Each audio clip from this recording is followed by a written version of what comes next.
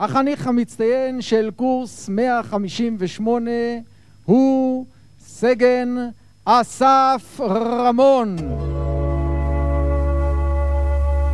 איפה ישנם עוד אנשים כמו האיש ההוא אשר היה כערבות הבוכיות? איפה ישנם עוד אנשים כמו האיש ההוא אשר היה כערבות הבוכיות?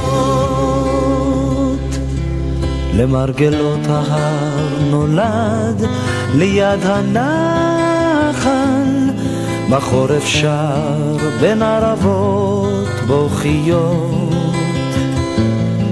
בקיץ בין אורות בצעי המים, לחמו שילח על פני הנחל לדגה, מקנה הסוף קראת לו עפיפון.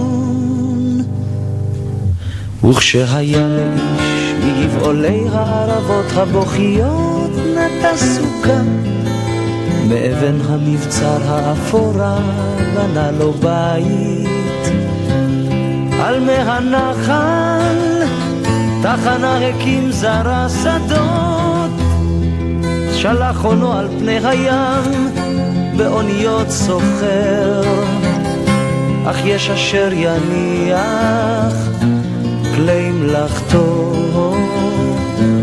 ויהיה פתאום לאיש אחר. איפה ישנם עוד אנשים כמו האיש ההוא אשר היה כערבות הבוכיות?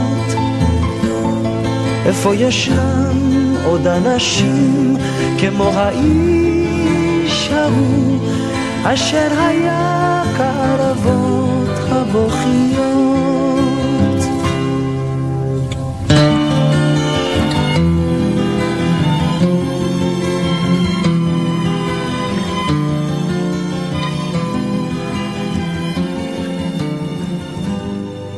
למרגלות ההר